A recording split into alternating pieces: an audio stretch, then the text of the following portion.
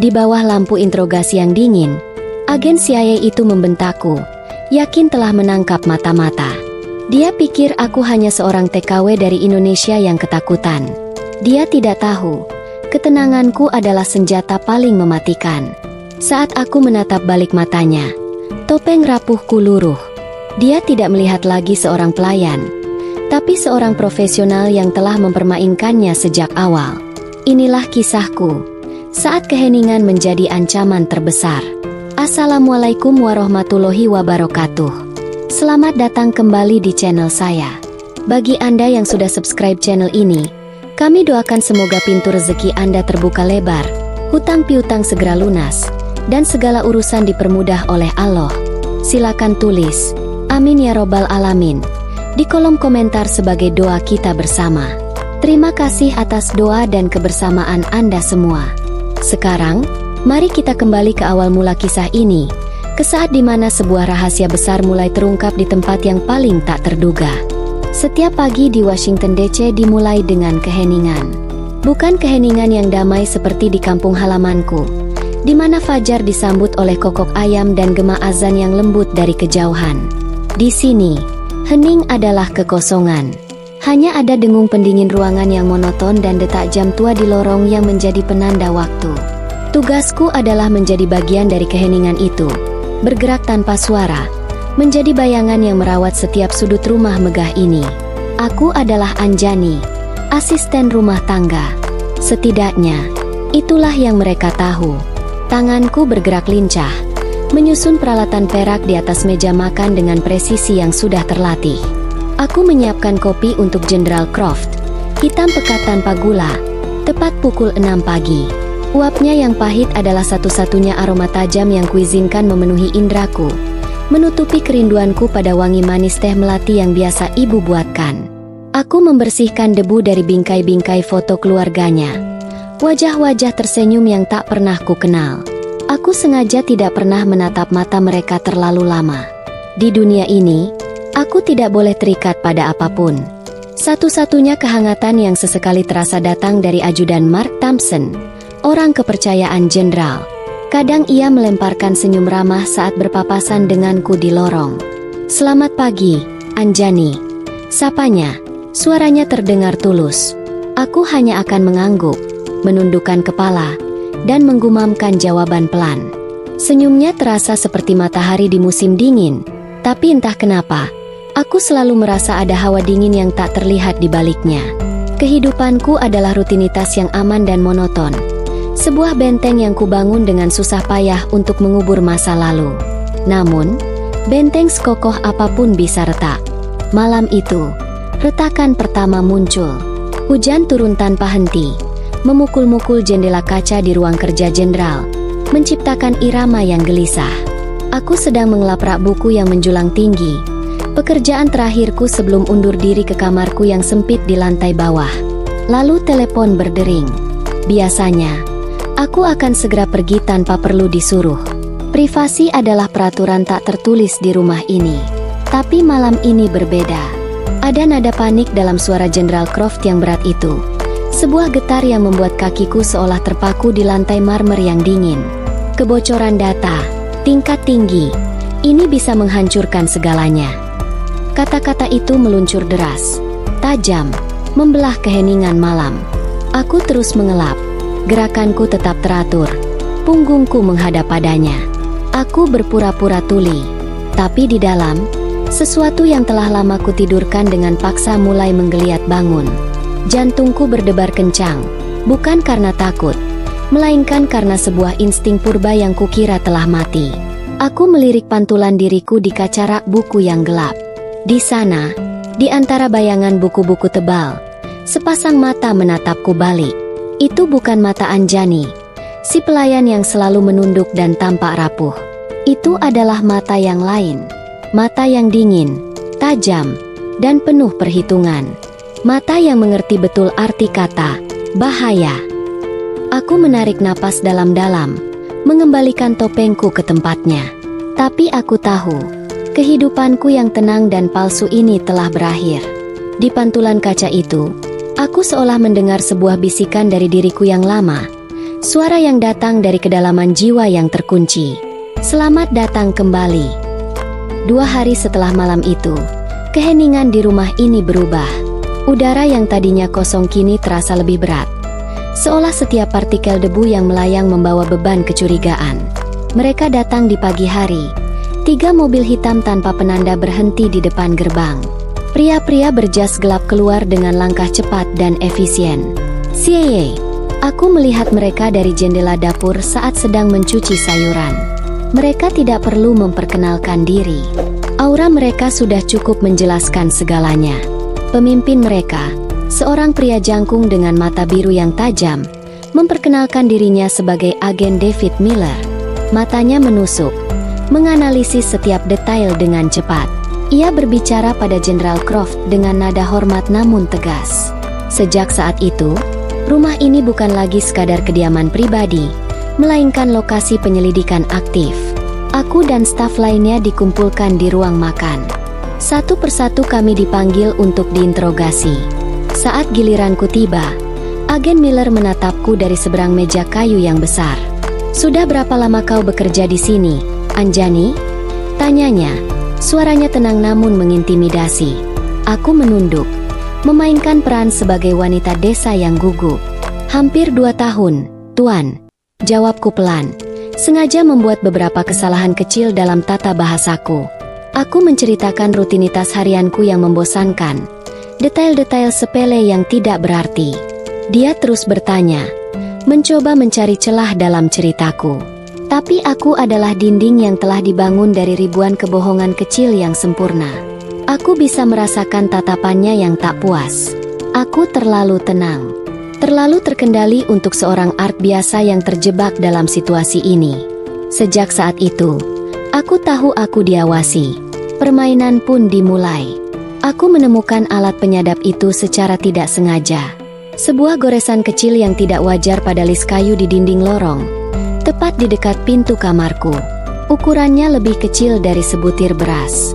Orang biasa tidak akan pernah menyadarinya. Tapi aku bukan orang biasa. Aku membiarkannya di sana, menjadikannya bagian dari permainanku.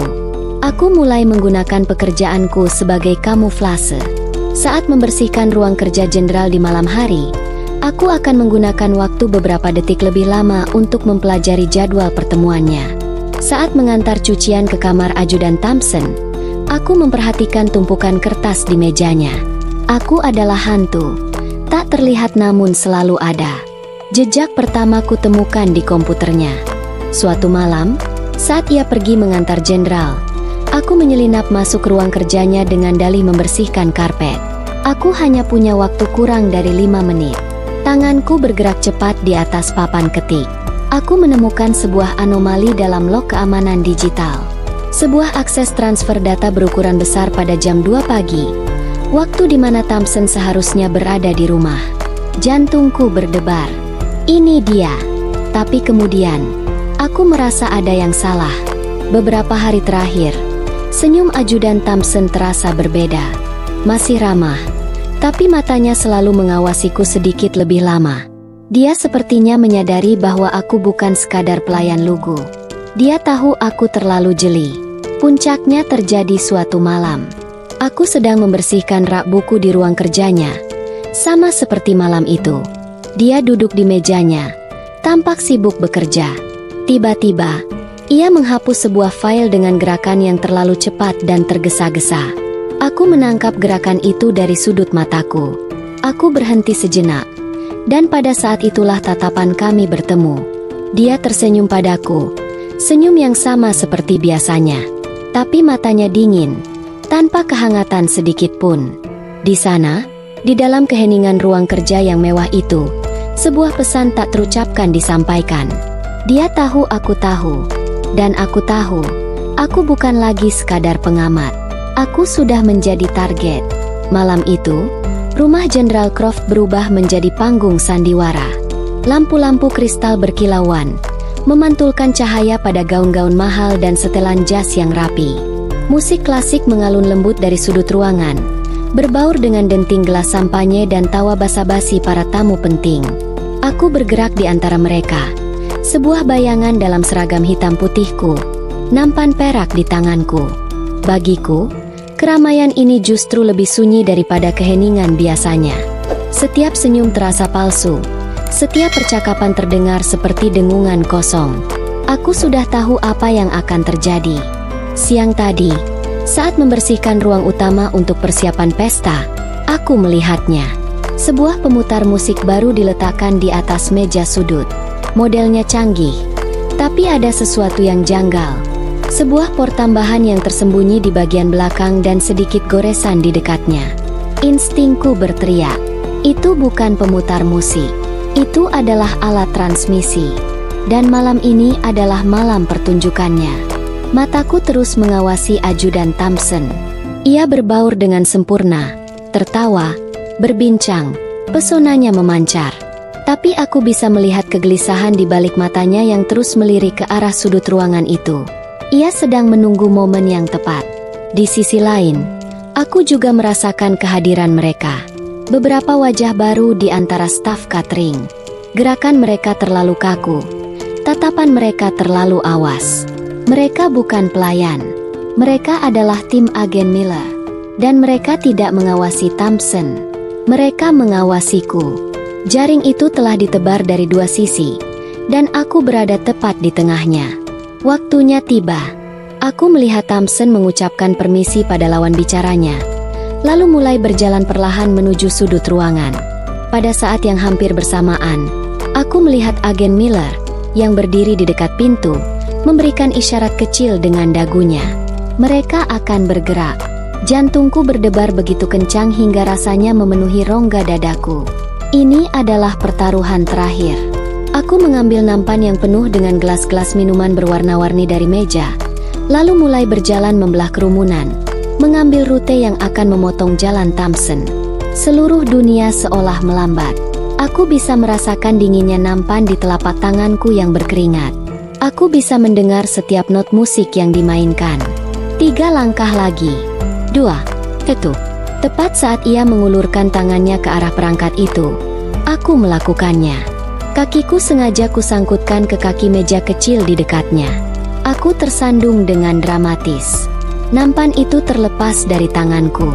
Waktu seolah berhenti sejenak sebelum suara pecahan kaca yang memekakan telinga memecah alunan musik. Gelas-gelas itu hancur berkeping-keping, menumpahkan isinya tepat ke atas pemutar musik sialan itu. Ada suara desis pelan, percikan api kecil, lalu mati. Hening sesaat, lalu kekacauan pecah. Para tamu terkesiap.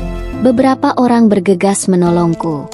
Di tengah kepanikan itu, saat Thompson terpaku menatap perangkatnya yang hancur, aku menyentuh lengannya seolah mencari pegangan. Gerakanku cepat, sepersekian detik yang tak akan disadari siapapun.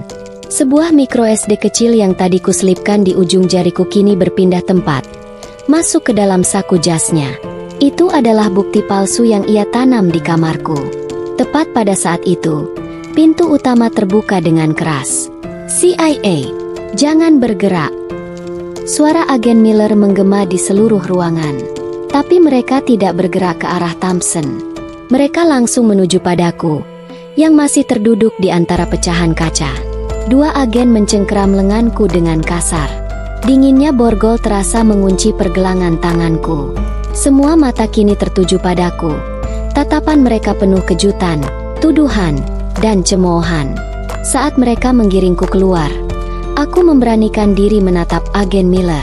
Wajahnya menunjukkan kepuasan yang dingin. Ia berhasil menangkap mata-matanya. Aku membiarkannya percaya. Aku menundukkan kepalaku, memainkan peranku sebagai Art yang ketakutan dan bingung sampai akhir. Tapi di dalam, di balik topeng kekalahan ini, aku merasakan kemenangan. Ruangan ini dingin. Bukan dingin karena pendingin ruangan, tapi dingin yang meresap ke tulang. Dindingnya kelabu tanpa jendela, dan satu-satunya cahaya datang dari lampu neon di atas yang berdengung tanpa henti. Aku duduk di sebuah kursi besi yang keras. Kedua pergelangan tanganku masih terasa kaku meski borgolnya sudah dilepas. Di seberang meja, agen Miller menatapku. Matanya menyala dengan api kemenangan. Di sebelahnya, tumpukan foto dan dokumen berserakan. Kami menemukan ini di kamarmu, katanya. mendorong sebuah kantong bukti kecil ke tengah meja. Di dalamnya, sebuah micro SD berkilauan di bawah cahaya lampu. Itu adalah bukti palsu yang ditanam Thompson. Data rahasia negara. Dijual ke penawar tertinggi. Permainanmu sudah berakhir. Aku hanya menatap benda kecil itu, lalu menatapnya. Aku tidak mengatakan apa-apa. Diam adalah senjataku yang paling kuat. Kemarahannya mulai memuncak melihat reaksiku yang datar. Dia membentak, melemparkan tuduhan demi tuduhan, membangun narasi tentang seorang pelayan imigran yang licik, yang mengkhianati negara yang telah memberinya perlindungan. Aku membiarkannya bicara.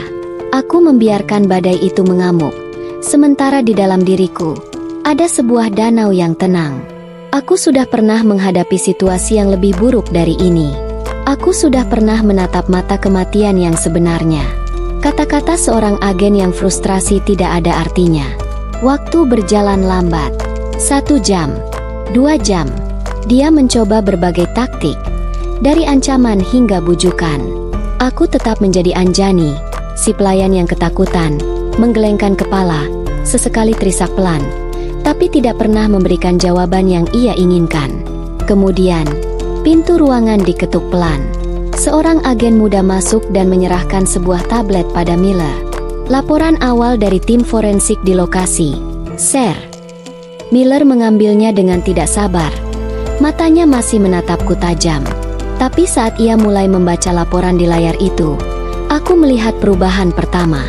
Alisnya berkerut. Rahangnya mengeras bukan karena marah, tapi karena bingung. Ia membaca ulang.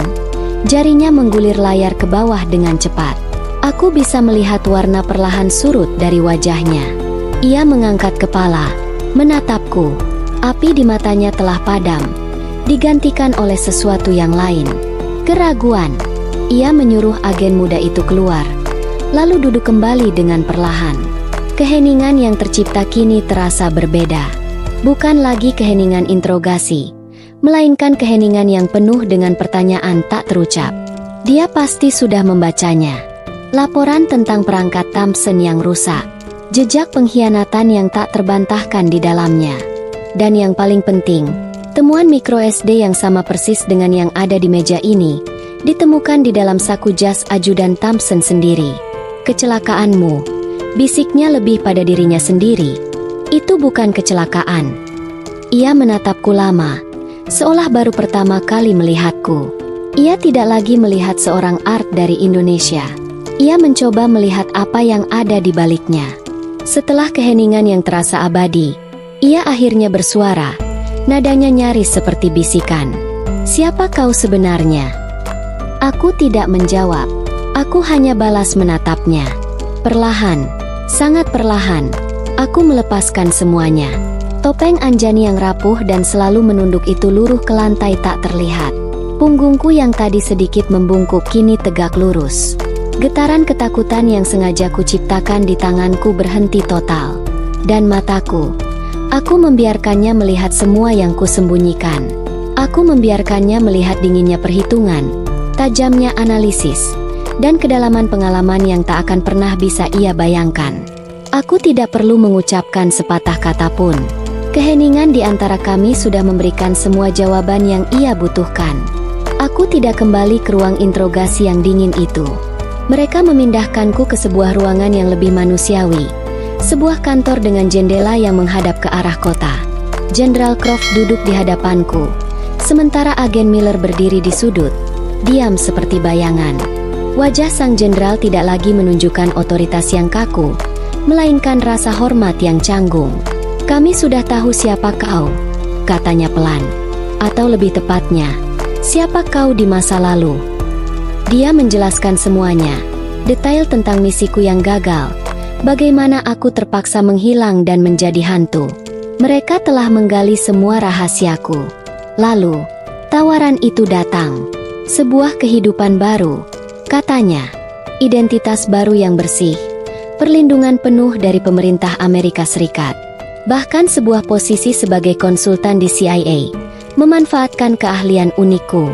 Miller menimpali, "Keahlian sepertimu terlalu berharga untuk disia-siakan dengan membersihkan debu."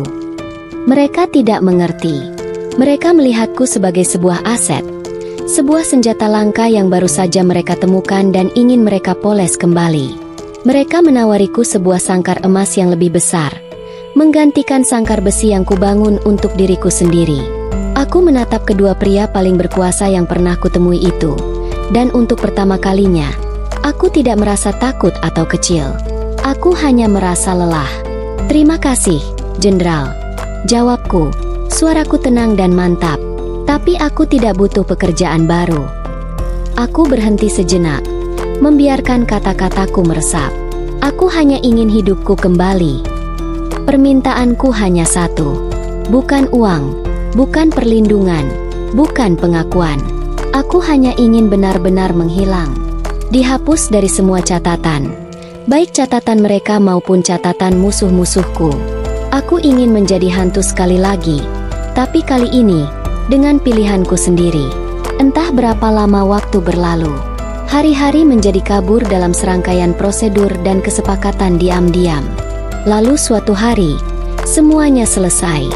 Adegan terakhirku di Amerika bukanlah di sebuah gedung pemerintahan yang megah, melainkan di dek sebuah kapal kargo yang berkarat, di tengah malam yang gelap tanpa bintang. Dan kemudian, aku pulang. Perjalanan itu panjang dan melelahkan. Melintasi separuh dunia, berganti dari pesawat ke kapal, dari bus ke perahu kayu kecil yang mesinnya menderu berisik. Hingga akhirnya, aku tiba. Aku melangkahkan kaki dari perahu, turun ke pasir putih yang hangat. Udara asin langsung menyergap paru-paruku, membawa aroma laut dan vegetasi tropis yang sudah begitu lama kurindukan. Di sini, tidak ada lagi dengung pendingin ruangan, hanya suara debur ombak yang memecah di pantai dan siulan angin di antara pepohonan kelapa. Aku tidak lagi mengenakan seragam pelayan yang kaku ataupun pakaian taktis yang fungsional.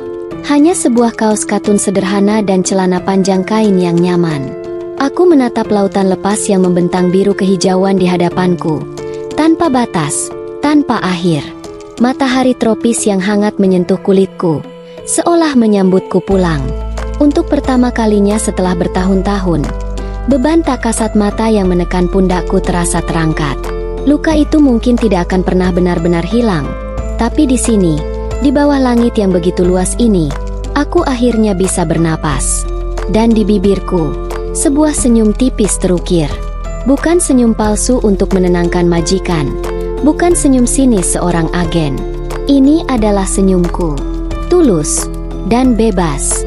Pada akhirnya, Anjani menolak semua tawaran kemewahan dan kekuasaan. Ia hanya meminta satu hal yang tak ternilai harganya, kebebasan untuk pulang.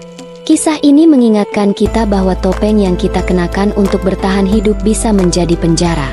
Dan terkadang, kekuatan terbesar datang bukan dari melawan, tapi dari keberanian untuk melepaskan segalanya dan menjadi diri kita sendiri seutuhnya. Cerita ini adalah fiksi, namun dirangkai serealistis mungkin agar pesannya bisa sampai ke hati kita semua. Saya ucapkan terima kasih yang tulus karena Anda telah setia menyimak sampai akhir. Pelajaran apa yang paling Anda rasakan dari perjalanan Anjani? Bagikan di kolom komentar. Ya, jangan lupa juga untuk like dan subscribe agar channel ini bisa terus menyajikan kisah-kisah yang menyentuh dan penuh makna. Sampai jumpa.